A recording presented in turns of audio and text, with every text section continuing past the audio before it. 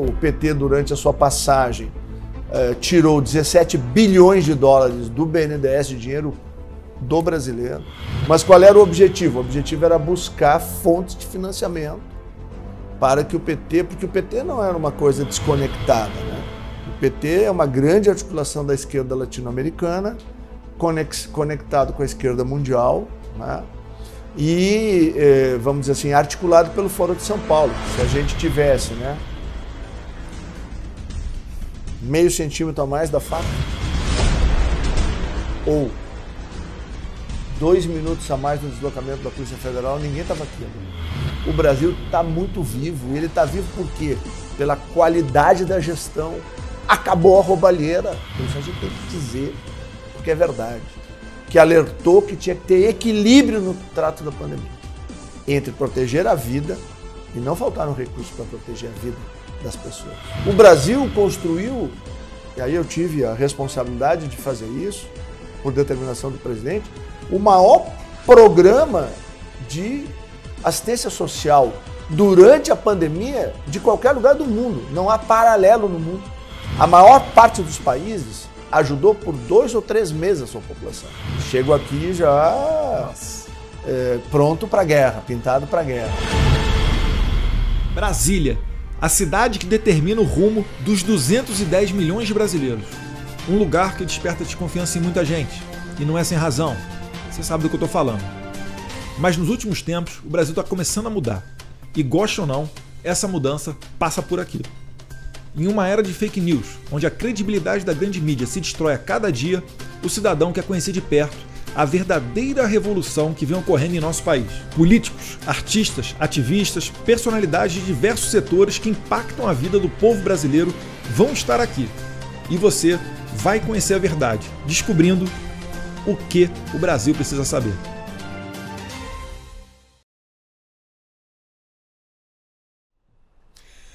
Fala pessoal, Brasil Precisa Saber está mais macho do que nunca. Que a gente está recebendo aqui um gaúcho, é o ministro da Secretaria-Geral da Presidência da República, Onyx Lorenzoni. Posso chamar de tia? Claro, tia. Tia, primeiro, obrigado por receber a gente aqui para esse bate-papo. E eu acho difícil alguém que nos siga no YouTube não conhecer o senhor, mas ainda assim, para aqueles que não te conhecem, falar um pouquinho da sua história, sua formação profissional e como é que chegou até hoje a formar parte aqui desse grupo de ministros do presidente Jair Bolsonaro.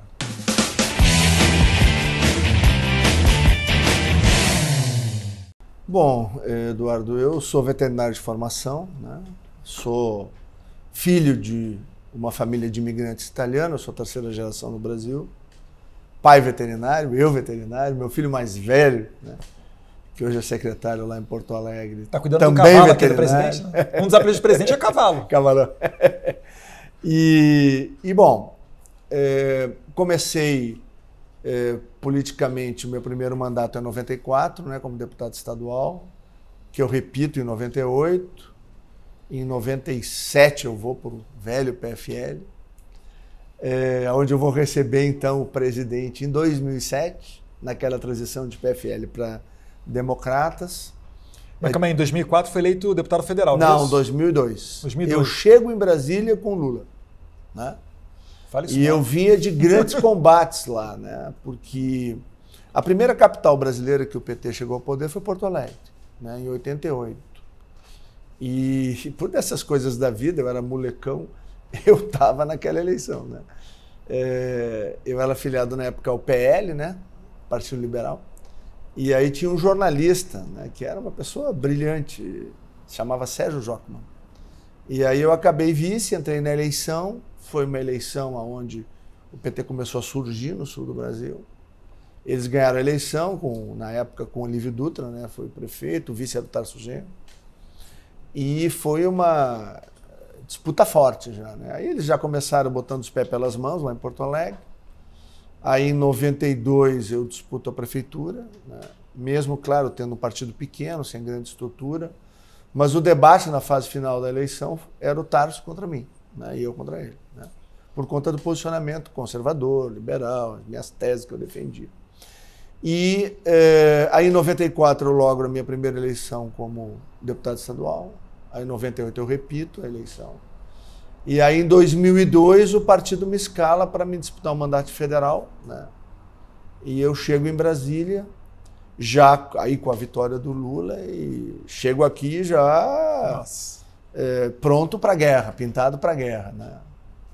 Tanto que um dos primeiros discursos que eu fiz faz uma comparação entre o que era o México, né, o México do PRI, né, que era o partido que durante muitos e muitos anos dominou o México, né, fundado por Elías Plutarco Calles, né, e que o Vargas Llosa dizia que eles tinham a ditadura perfeita, né, tinha aparência de democracia, mas na verdade era uma ditadura, né. E a única certeza que eles tinham é que o PRI balançava para a esquerda, balançava para a direita, mas ele não saía do poder, né? E aí eu fazia uma comparação com os riscos que o Brasil corria na mão do PT, né? E ali começou o enfrentamento, né? E aí eu conheço, vamos dizer assim, construímos uma relação de amizade. O hoje presidente Jair Bolsonaro, então deputado Jair Bolsonaro, e eu, na luta contra o Estatuto de Desarmamento, para manter o direito à legítima defesa, né? Aí a gente luta, né? A gente é derrotado na Câmara. 2003, né? 2004, né? Aí vem o referendo, né? Onde a gente organiza, né, a nossa resistência cívica, né, ao direito à legítima defesa. E aí o hoje presidente coordena uma parte do Sudeste, eu ajudo a coordenar uma parte no Sul, né? E a gente ganha aquele referendo com quase 64% da população dizendo que queria manter o direito.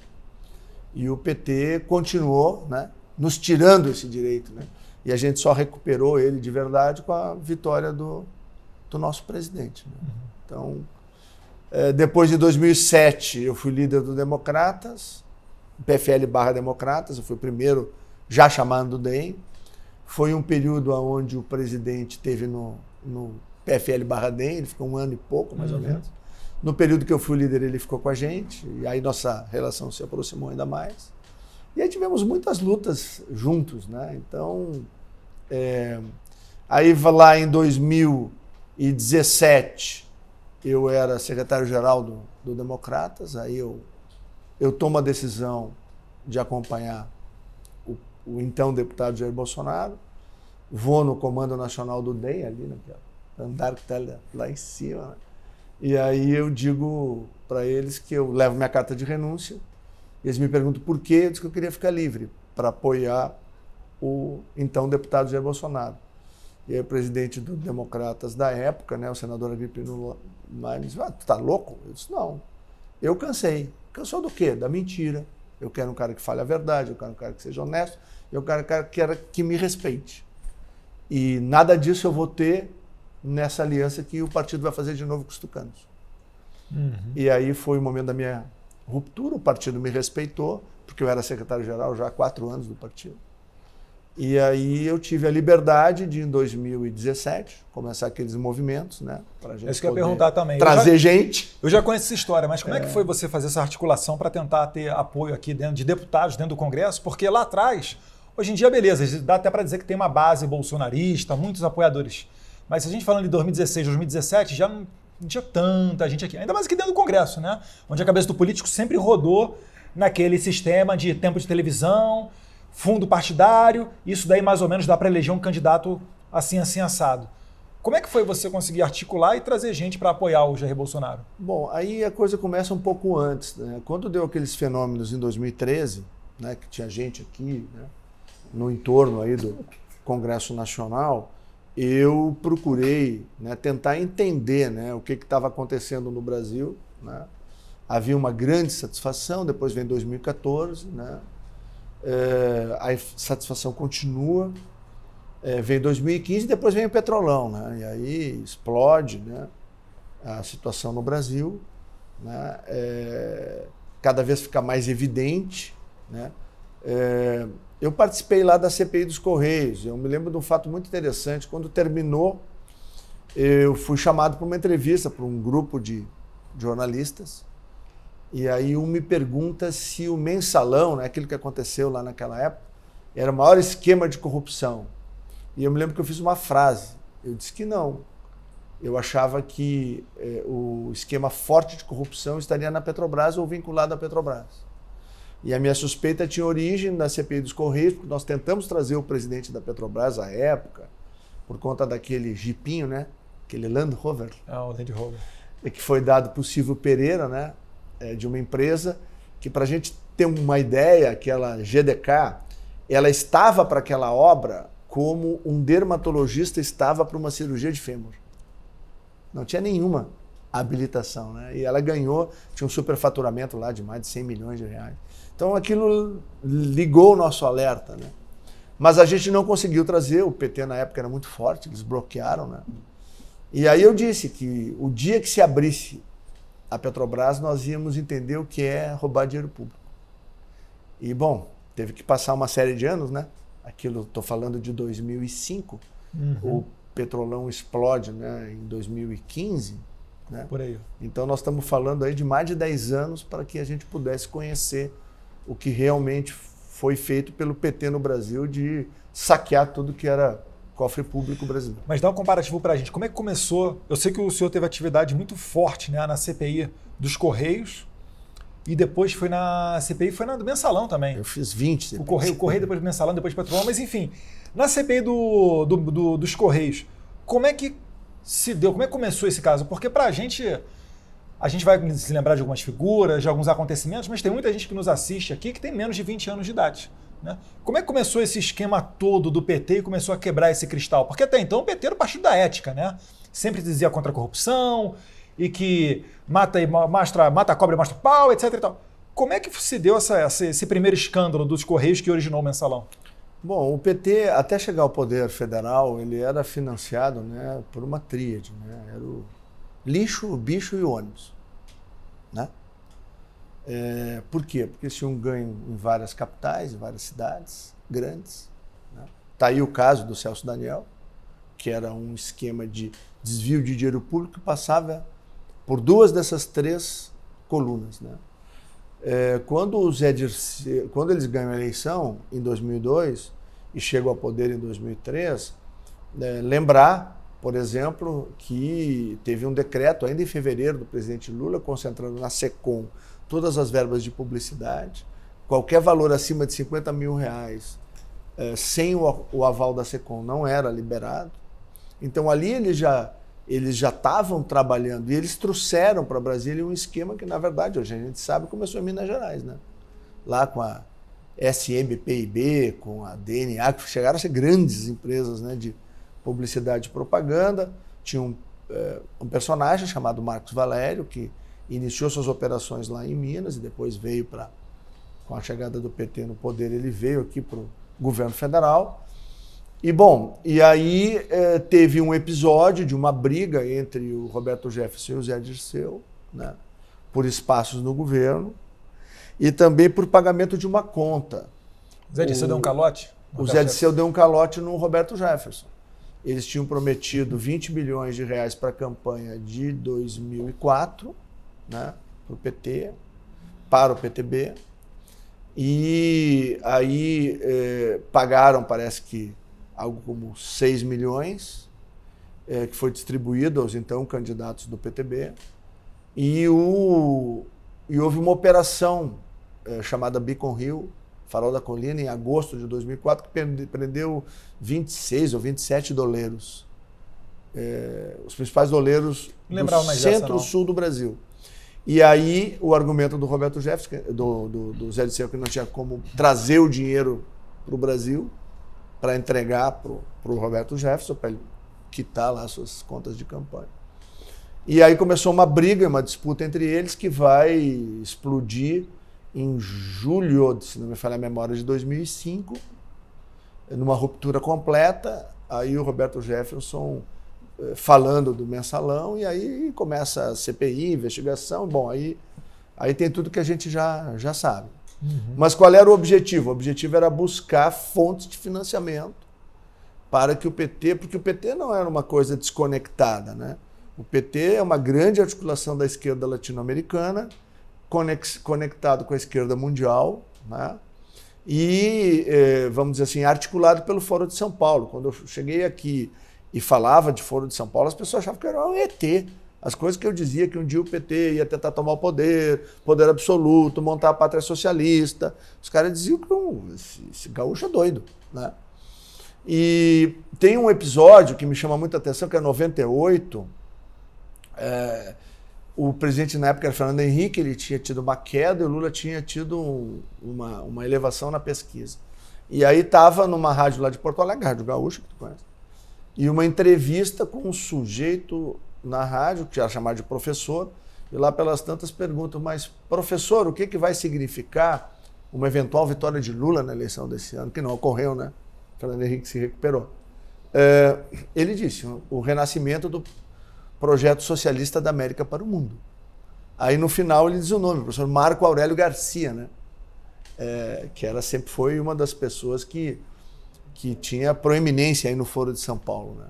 Então, esse era o projeto de poder. O PT, durante a sua passagem, tirou 17 bilhões de dólares do BNDES, de dinheiro do brasileiro, de impostos do Brasil, para fazer o quê? Para financiar a maior parte através da Odebrecht, também das outras companhias, do esquema lá do Petrolão. Uhum. Porque eles levaram o pacote completo, que era para a África, que era para a Centro-América, né? O que eles levavam? Levavam o melhor marketing, do João Santana, levavam uma grande empreiteira, levavam obras de infraestrutura de grande porte e levavam financiamento do próprio Brasil, né? Bom, esses 17 bilhões, tem um episódio, no período que eu estava aqui na Casa Civil, o chefe da Casa Civil, ele participa de uma junta de execução orçamentária, teve em agosto de 2019, eu assinei junto com o Paulo Guedes uma autorização de transferência do Tesouro Nacional para o BNDES de 452 milhões de reais, dinheiro de impostos de brasileiro, para cobrir o juro do dinheiro que o Lula e o PT mandaram para fora do Brasil. Então, dinheiro que deixou de ser usado aqui, deixou de ser aplicado aqui, e todo ano deve estar acontecendo isso, porque eles fizeram, né, uma amarração onde o BNDES não perde dinheiro. O BNDES mandou, se o cara lá não paga, quem é que paga? O Tesouro Brasileiro. Quando a gente fala Tesouro Brasileiro, eles socializaram o prejuízo para todos os cidadãos do Brasil. Eu lembro, 2017, 2018, a gente, mais um desses 2 anos, a gente votou aqui no Congresso até um aval para pagar uma dívida da Venezuela. O Brasil tinha ficado como uma espécie de fiador da questão, e se não pagasse seria pior, né, as punições que nós sofreríamos. Então esse pessoal aí não brinca em serviço. E o pior, eles deram contorno de legalidade em tudo isso. Portarias, instruções normativas, todo o aparato legal, o arcabouço foi sendo dado. Mas eu acho que ainda tem umas histórias aí para virem do BNDES, né? Porque não é possível você mandar bilhões para fora do país sem autorização do Congresso, né? Um empréstimo internacional desse para obra de infraestrutura, seja na Venezuela, na África, em Cuba ou Nicarágua, seja lá onde for, precisa de autorização do Congresso aqui e não teve. Essa história aí, eu acho que, Deus quiser, ela ainda vai chegar a um resultado jurídico, vamos assim dizer. Mas, Chia, no CIPEC, em 2019, você teve um discurso muito marcante e deu ali uma forte crítica ao comunismo. A gente está falando aqui de Foro de São Paulo, Venezuela, Cuba, etc.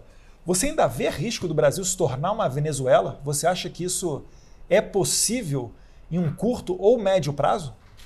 Claro que sim. É só a gente perder a eleição do ano que vem. Simples assim. E triste assim.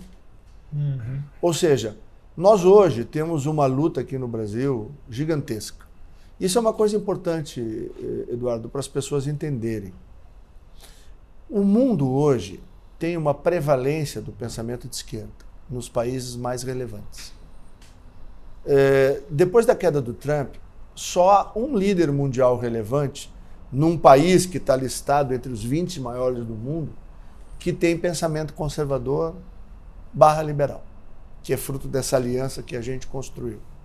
Se chama Jair Bolsonaro. O deputado Bolsonaro não era perseguido lá no passado de uma maneira violenta, como a gente assistiu, né, em 2017. Em 2018 eles subiram o tom de maneira violentíssima. Eles quem, né? Alguém pode me perguntar. Eles quem? A imprensa brasileira, uma boa parte do empresariado brasileiro. Porque a gente também tem que lembrar o seguinte, né? Capitalista brasileiro, ele de capital só tem a lista. porque o capital, usualmente, ele foi público, né? Se a gente pegar os campeões nacionais, grandes campeões, né? Que o PT, por exemplo, forjou no Brasil, todos eles pegaram dinheiro de quem?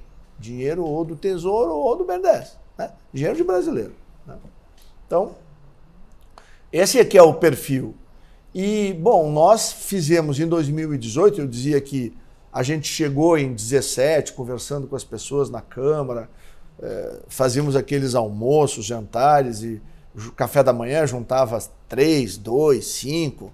Teve situação onde era o deputado Bolsonaro, o deputado Eduardo, eu e mais 2, né? Mas a gente persistiu, né? E aí foi indo, e lá em julho de 2018 a gente chegou a 123, se não me falha a memória. Eu tenho a listinha lá até hoje, né? Quem tem é o Marcão, né? E que trabalhou comigo muitos anos, né? E ele tem até hoje essa listinha guardada com ele, né? Mas, bom, nós fomos crescendo, a eleição foi um processo disruptivo, né? O desespero do outro lado era tamanho, né? Que atentaram contra a vida do presidente e graças a Deus, eu sou um cara de muita fé, não tenho nenhuma dúvida de que Deus levantou o presidente e sustentou, porque se a gente tivesse, né, meio centímetro a mais da faca, ou 2 minutos a mais no deslocamento da Polícia Federal, ninguém estava aqui agora. Uhum. Então, não é uma coisa humana isso, entendeu? Então, bom, a sociedade brasileira entendeu isso, foi para as ruas, né, carregou a campanha no seu coração e, bom, a gente chegou ao poder, né? E aí nós fomos disruptivos, ou seja, nós fomos desfazendo esquemas que existiam, as coisas como elas eram feitas. Teve um tempo onde nós também amadurecemos, nós também aprendemos muito do lado de cá, né, no Poder Executivo. Teve aprendizagem também no Congresso Nacional, né? E hoje, passados 2 anos e pouco de governo, né, a gente está entrando no 28º mês, eu diria que hoje há uma maturidade muito maior, nossa, em primeiro lugar, né, porque eu acho que a gente tem que ter a humildade de saber que a gente aprendeu também no exercício do Poder Executivo.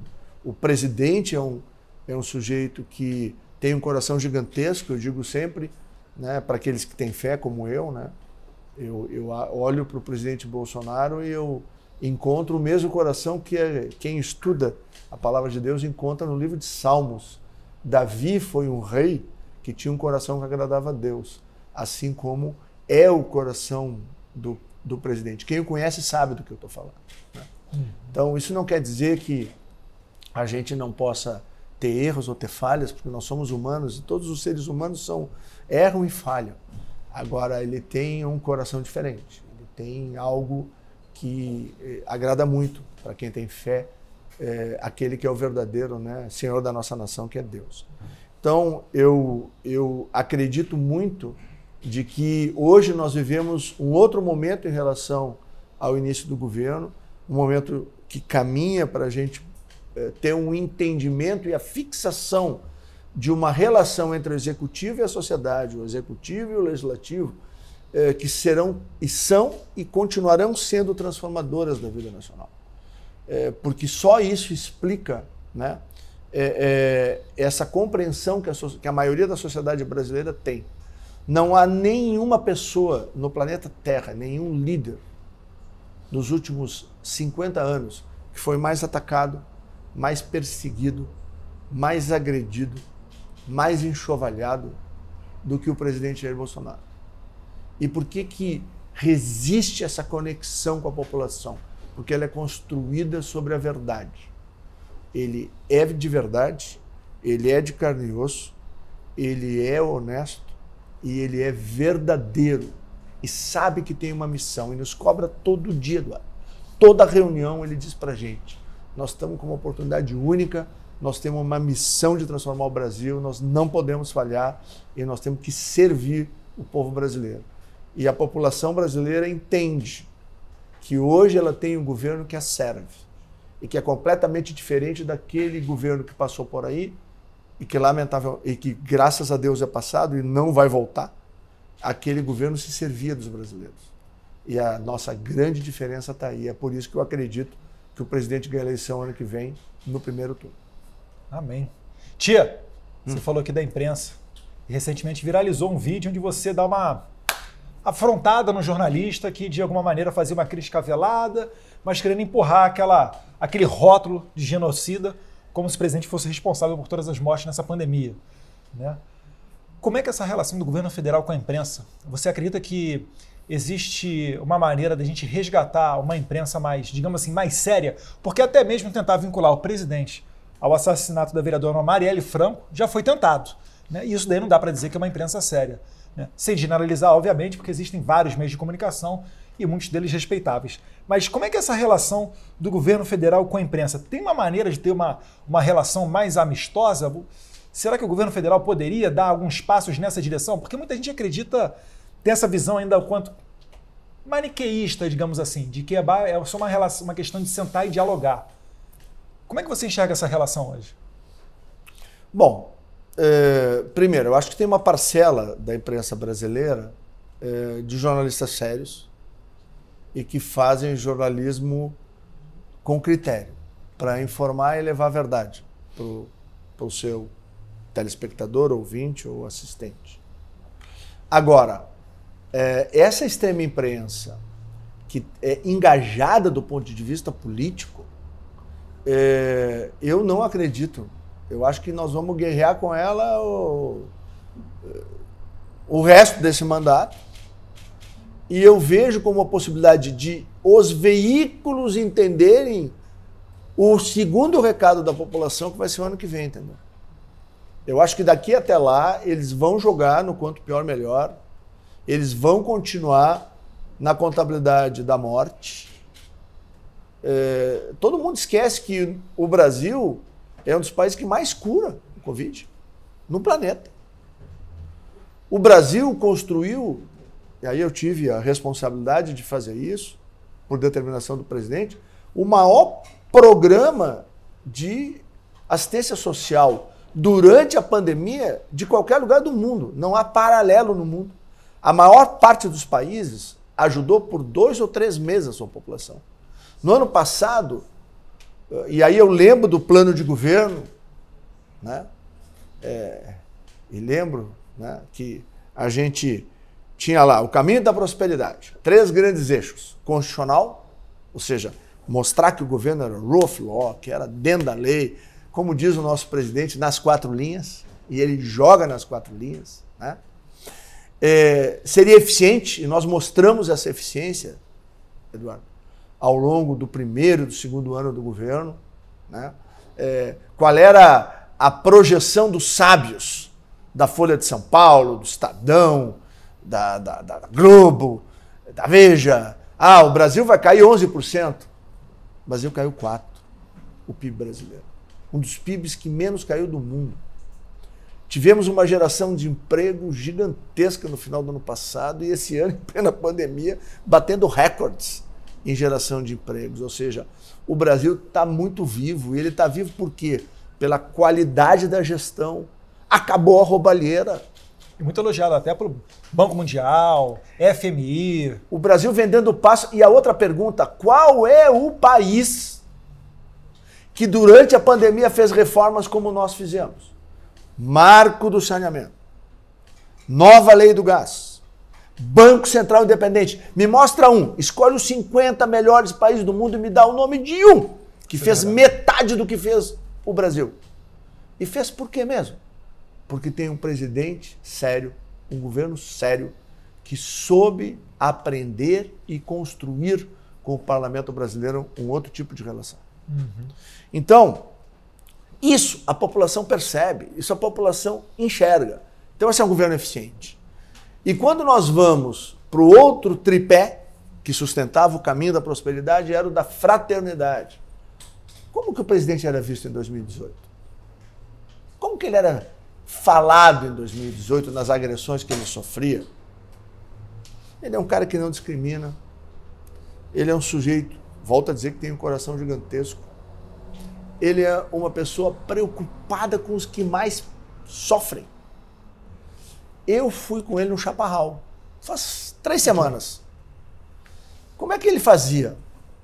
Saímos escondidos. Chaparral é uma região humilde aqui nos arredores de Brasília. E é uma região com bastante problema, de muita violência e tal. E aí nós fomos lá, e aí a gente ia passando nas casas e ele dizia, quem sabe naquela casa ali? Era aleatório, Eduardo, a escolha. Aí a gente parava, a gente perguntava, o presidente aqui, pode entrar? Claro, pode entrar.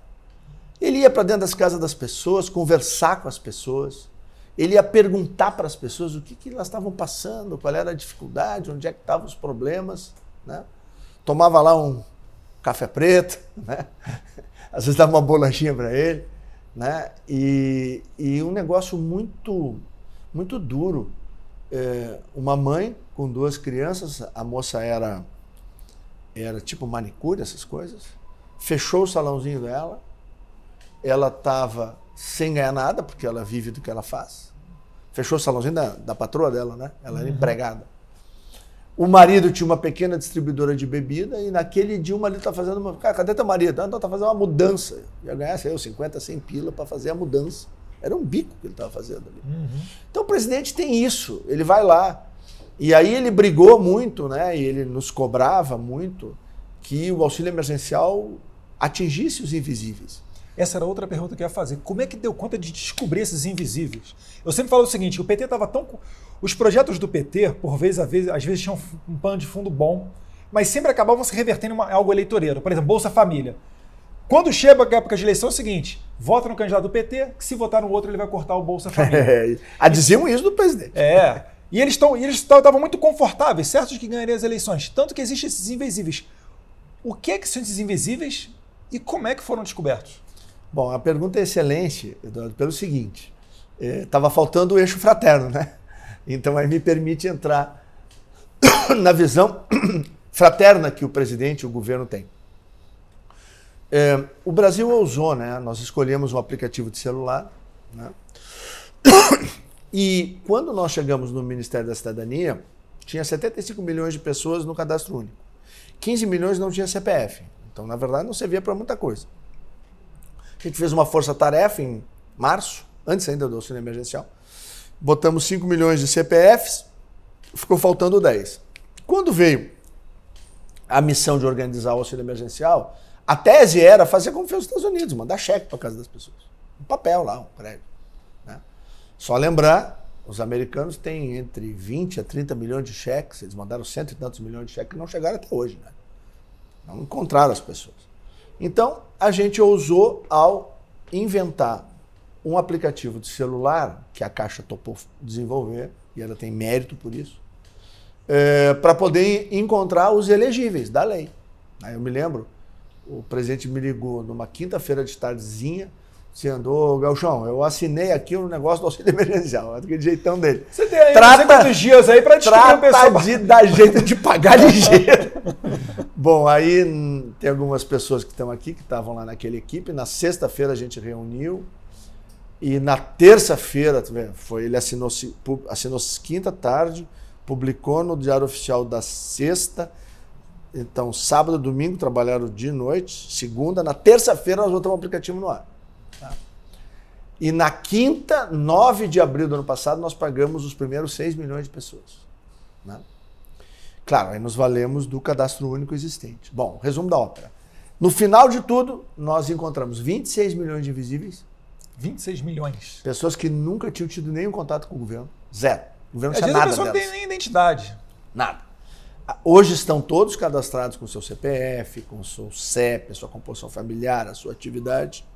Hoje o cadastro único do governo tem 127 milhões de brasileiros. Então hoje a gente tem capacidade de fazer políticas públicas, né? Porque o cadastro único ele é muito importante, porque ele é base para 27 programas do governo federal e mais vários estados e grandes cidades que usam esse cadastramento para fazer programas na área social. Então, hoje está mais estruturado e isso demonstra claramente, né? Durou 9 meses, agora mais 4, né? Mostra claramente essa preocupação do presidente com a população. E aí me permite voltar a março de 2020, quando ele foi o primeiro líder mundial, isso a gente tem que dizer, porque é verdade, que alertou que tinha que ter equilíbrio no trato da pandemia. entre proteger a vida e não faltaram recursos para proteger a vida das pessoas. Ele até ousou, e porque ele ousou em falar no nome de um medicamento, hoje tem 15 medicamentos que podem ser usados na fase inicial do tratamento. Nós temos no dia de hoje a Roche, que é um dos maiores laboratórios que mais investe em pesquisa no mundo, pedindo autorização da Anvisa para um kit de tratamento precoce. Então não é mais o presidente, né? É a Roche. Né? Então não vamos brigar com a Roche. Tá? É da Roche, gente, não é do Trump, não. Você fala que é do Trump e pronto, não tem ciência. Isso. Aí o que aconteceu? Aí ele diz, eu me lembro bem dele falando, nós precisamos ter equilíbrio, proteger a vida, mas temos que proteger os empregos, proteger as pessoas. E aí eu sempre disse ao longo do tempo, se a gente olhar a América Latina, a fome, a miséria e o desemprego mataram mais nos últimos 20 anos do que qualquer enfermidade. Se alguém tem qualquer dúvida, vai pesquisar que vai achar. E o presidente, desde março do ano passado, aponta isso. Aquele diretor-presidente da Organização Mundial da Saúde, Tedros, né? É isso? É, Tedros. Tedros. Ele foi dizer isso 4 meses depois do presidente Bolsonaro. Copiou o presidente Bolsonaro, hein? 4 meses depois. Depois veio o secretário-geral da ONU, depois vieram líderes, outros líderes mundiais, para falar que precisava cuidar das pessoas que trabalhavam de dia para comer à noite, que isso era muito frequente na África, na América. E só para lembrar, né? A gente está na América. Uhum. Né? E o presidente Bolsonaro dizia isso desde março de 2020. Então vamos lá, tia. Essa sua experiência com os invisíveis, esse trabalho social todo, o senhor estava no Ministério da Cidadania. Antes, o senhor esteve na Casa Civil. E atualmente no Ministério Extraordinário da Transição. Chefiou a transição, chefiou a transição, Casa Civil, Cidadania, e hoje está na SG, Secretaria-Geral aqui da Presidência da República. Como é que é jogar em tantas posições? Por que você acha que o presidente tem essa liberdade para te escalar nesses mais variadas posições, comandando pastas e etc? Como é que é gozar de tanta confiança assim do presidente? Acho que a gente tem que dar um passinho para trás. Primeiro, Eduardo, é o seguinte, ele e todos nós estamos aqui por um propósito. Esse propósito é transformar o Brasil.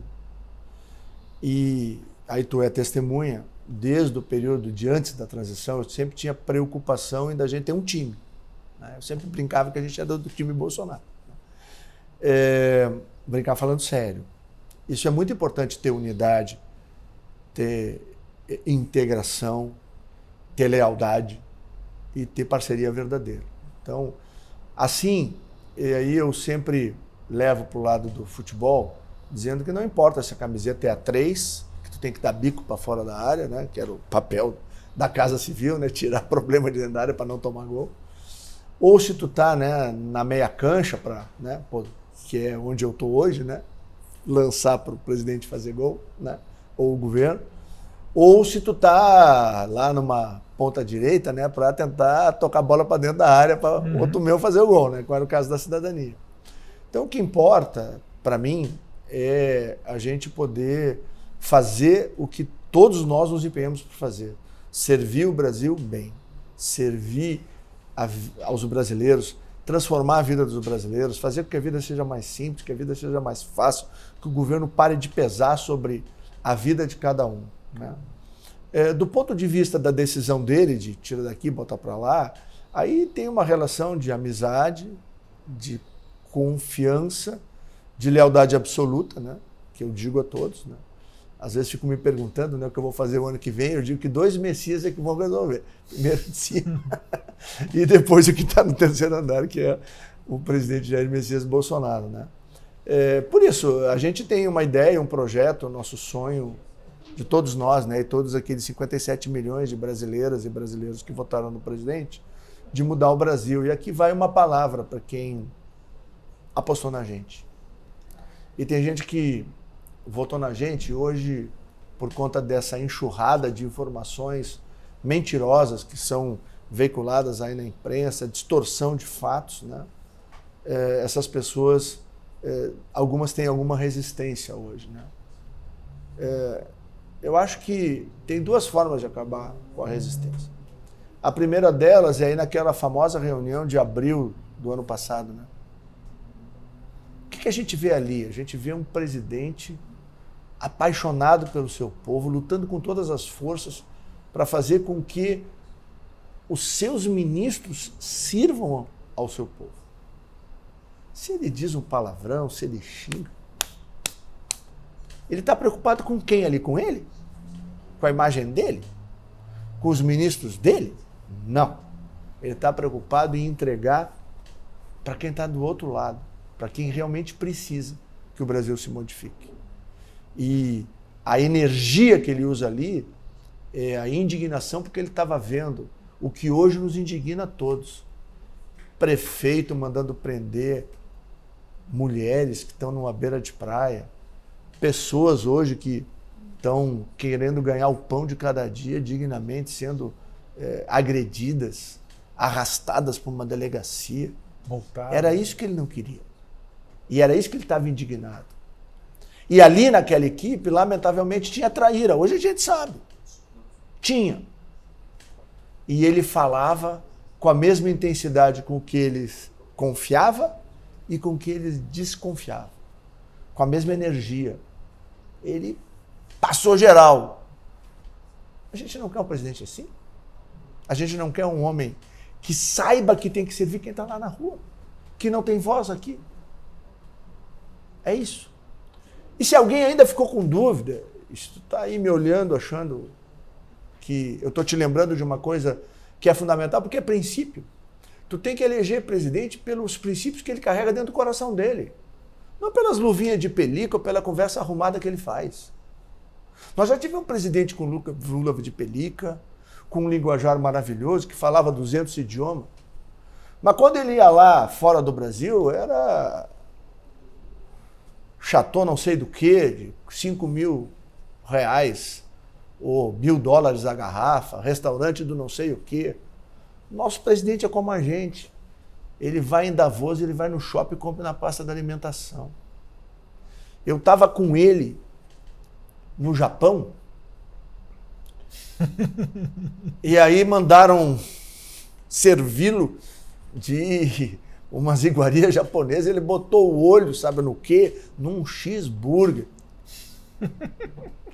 E aí eu fui atrás do cheeseburger. Ele comeu o mais feliz do mundo. Nós queremos o quê? Nós queremos uma pessoa de verdade que se preocupa com o que passa na sua vida. Agora, é fácil quebrar o esquema que está aí?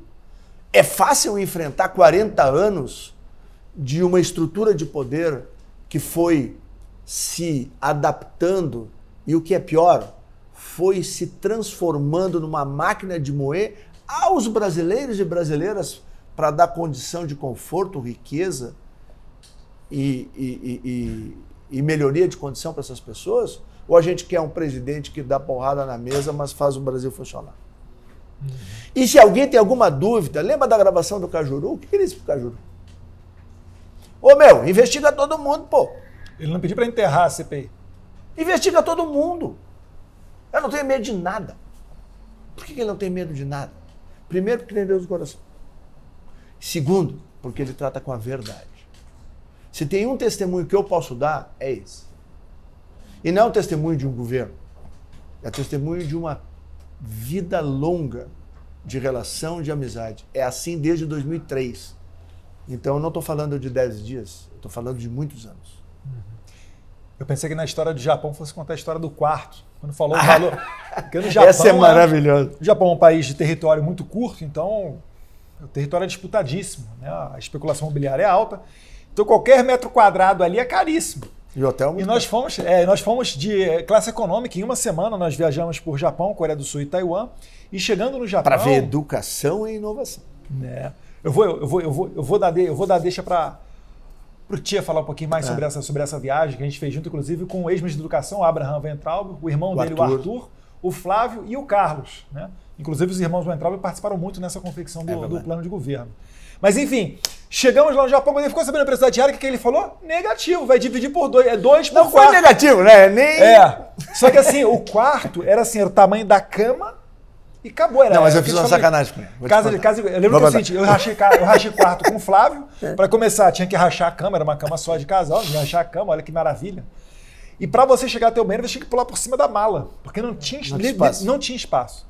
Era um banheiro, que era uma cabine de avião, e o quarto com um pedaço da cama e dois palmos pro lado. Para te trocar, tu tinha que abrir a porta para tu trocar a camisa. Sim. Porque senão o braço não cabia dentro do banheiro. Era tipo isso. Bom, mas como é que foi essa viagem? Conta pra gente aí. Mas a história é o seguinte.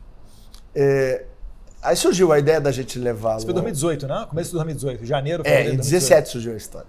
Lembra? Eu lembro, foi um parto pra conseguir. Eu falei, tu não vai conseguir. Você não vai conseguir levar o pai lá. Eu desacreditei. Eu confesso, eu desacreditei. Aí, pô, foi super bom, tribom.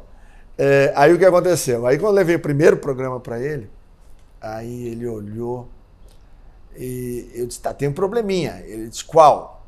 O preço dos hotéis no Japão é muito caro. O mais barato que eu tinha arrumado era 200 e poucos dólares. Ele olhou para mim, nem que eu vou pagar isso. Pode desistir da viagem. Não, para aí que eu vou dar jeito. Bom, aí fomos cavocar e eu consegui, bem afastado do centro de Tóquio, né? Uma zona difícil pra gente. Bom, mas aí arrumei lá, eu acho que eram 120 dólares ou 130 dólares. Era então, por aí. Que para o padrão japonês né? É um hostel. Bom, resumo da ópera. Aí eu descobri que tinha aquelas cápsulazinhas, que o cara sobe numa escadinha, entra naquela cápsula, custava 75 dólares. A cápsula. Tu vê como era barato que a gente arrumou. Com café da manhã tinha no nosso hotel. Aí eu levei pra ele. Arrumei bem baratinho. Ele disse, quanto? 75. Até aí, até 100 dá pra ir. Aí eu mostrei pra ele. Ele disse, pô, eu não morri ainda pra entrar nesse troço. Isso aí é um cemitério, dizia pra mim. Aí a gente arrumou esse outro.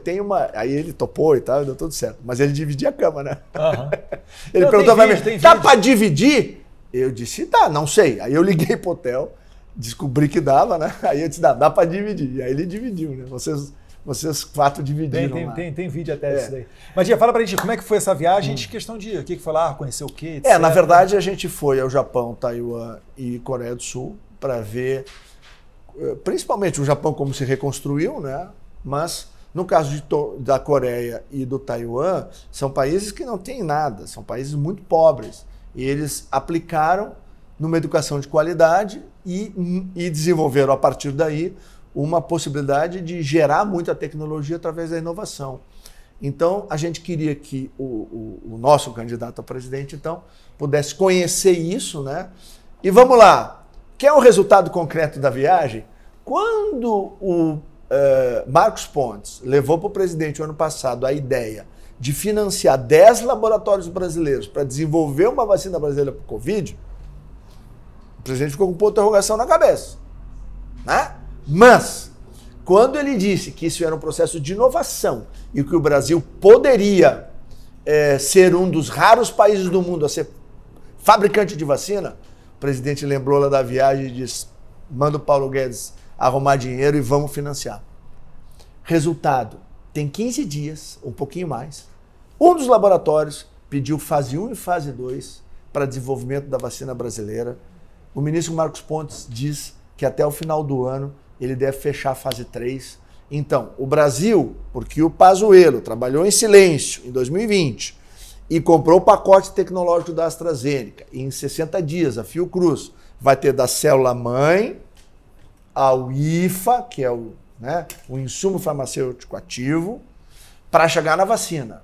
O ciclo completo. Tudo. O ciclo completo. Já está em 60 dias, o Brasil já entra no seleto clube dos 6, vai ser 7 países que fabricam vacinas. E o ano que vem nós vamos ter a vacina brasileira 100%, desde a sua concepção até a aplicação no braço da pessoa. Por que isso é importante? A gente está vendo que esse vírus ele faz mutações. Hoje a gente tem uma vacina que ela atende uma geração de anticorpos para esta variante. Agora, pode surgir uma situação onde a variante, que pode ocorrer aqui no Brasil ou outro lugar do mundo, ela não ser protegida por essa vacina. Então é muito importante o Brasil deter a tecnologia para poder pegar, vamos lá, a variante, a P1, né, que é essa que deu lá em Manaus, trazer para o laboratório brasileiro e produzir uma vacina específica. Ou seja, este é um poder que o Brasil vai ter, porque o presidente Bolsonaro teve humildade para lá em 2018 atravessar o mundo de classe econômica, e lá nesse hotel que a gente está brincando aqui. Mas ele foi lá no Ministério de Educação, Ciência, Tecnologia e Inovação do Japão, foi na Coreia, visitou centros de pesquisa, visitou escolas de primeiro grau, ou seja, ele abriu a sua visão para permitir que 2 anos e meio depois, 2 anos e pouco depois, ele tomasse uma decisão que pode salvar a vida de milhões de brasileiros no futuro. O Brasil não apenas vai produzir vacina para si, o Brasil vai poder ajudar a vacinar toda a América Latina, América Central, quem sabe a própria África. Ou seja, estas coisas estão todas encadeadas e conectadas. Por que nós resolvemos lá? Podíamos ir para qualquer lugar do mundo. Fomos lá porque recebemos uma inspiração que eu, que sou um cara de fé, acredito que foi o mesmo cara que botou ele na presidência junto com a gente. Então, esta viagem, que já ajudou a fazer muitas coisas no Brasil, que um dia a gente vai poder relatar e contar, ela também serviu para enfrentar o Covid, porque ela mostrou para ele o quanto a inovação, o quanto a pesquisa, ela é importante e transformadora na vida das pessoas. Bacana. Tia, estamos chegando no final, mas passou ligeiro esse troço. Calma, é que o final ainda vai aí mais meia hora. Mas antes, eu não posso deixar de falar aqui de uma das pautas que eu sou mais entusiasta, que é a questão das armas. O referendo de 2005, o Rio Grande do Sul foi o estado que mais votou pelo não, ou seja, para que continuássemos a ter aqui o acesso às armas de fogo no Brasil, com 86% dos votos do Rio Grande do Sul. Eu acho que nenhum governador deve ter tido essa votação. Não. Existe algum fator especial no Rio Grande do Sul para atribuir a essa alta votação, ao pessoal ser essa faca na bota de querer ter arma, legítima defesa, fazer a sua segurança, etc? 2 coisas. O Rio Grande do Sul tem, da nossa população, em torno de 75% mais ou menos, que são descendentes, né, de alemães ou italianos. Participação muito, muito grande, né? Então, as famílias, quando vieram, elas dependeram de armas para poder manter a sua integridade, né? E a integridade da sua propriedade. Além disso, lembrar que o Brasil foi espichado pelos gaúchos, né? Ele terminava um pouquinho depois da fronteira com Santa Catarina, né? A gente foi espichando a fronteira, ela foi até onde ela está hoje, né? E lá foi um estado de muita luta, então há uma tradição, né, de utilização de armas no Rio Grande do Sul, e nem por isso nós temos índices, né, de problemas, né, pelo uso de armas legais, né? E então isso tocou muito o coração dos gaúchos, né? Porque para manter as nossas fronteiras, a nossa independência, as nossas famílias lá no século XIX, sem arma não era possível, né? Tanto que lá a Revolução Farroupilha ela ocorre porque os grandes produtores na época tinham verdadeiras milícias, né? Porque ali era uma zona de ninguém, não tinha cerca, só tinha marca. E os uruguaios ou os argentinos, volta e meia, entravam lá com milícias e assim começou roubavam. A do Paraguai. Né? Isso já é um pouquinho mais na frente. Mas de qualquer maneira, há uma tradição muito grande. Vai lembrar também, pessoal, que a maior concentração de bases do Exército Brasileiro é no Rio Grande do Sul. E depois essas bases só começaram a migrar para a região amazônica depois de sedimentada ali as questões de fronteira. Né? A região de Misiones, tem ali Santa Catarina com o Paraná, Uruguai nem se fala, enfim. Então, realmente, essa tradição ela faz parte da história brasileira. E então foi por isso, né? E nós conseguimos, né, lá um resultado espetacular naquele referendo, e que foi, como sempre a esquerda faz, né, desrespeitado. Então, quando eu disse lá no início da entrevista, se o Brasil tinha risco de virar uma Venezuela, tem sim, é só a gente perder a eleição do ano que vem. Porque lembra do que o Zé Dirceu andou dizendo recentemente? De que eles vão tomar o poder, eles não vão conquistar o poder, né? E eles se penitenciam de que eles deveriam ter realmente endurecido o regime aqui, né? E qual foi a primeira providência que o Lula tomou? Desarmar o povo.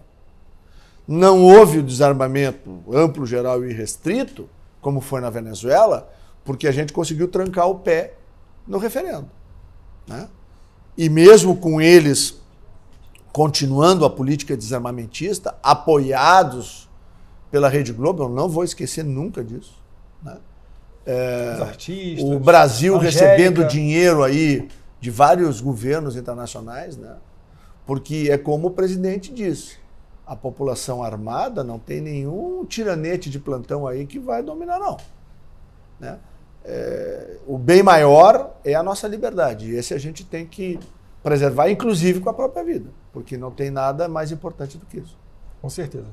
Tia, chegando aqui no final, a gente sempre tem um momento especial que é a hora do livro.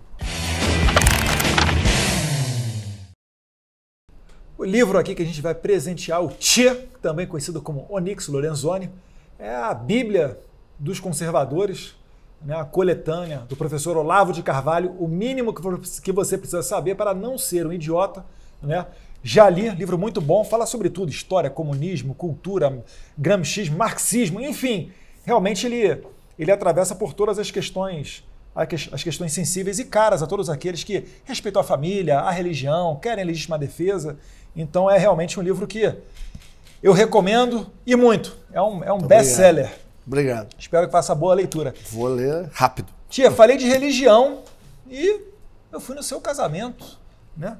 Como é que é essa vida aí com a senhora Denise? Sei que ela é uma amante, além de temente a Deus, ela também é uma amante dos esportes. Ela te coloca na linha para correr. Como é que é a influência da Denise na tua vida? Conta, abre seu coração, tia. Mostra que você é um gaúcho que ama a sua esposa. Faz aquela média. Bom, antes de falar da Denise, deixa eu devolver, né? Esse aqui é um dos livros é verdade, poxa. Que eu escrevi, né? São 5, né?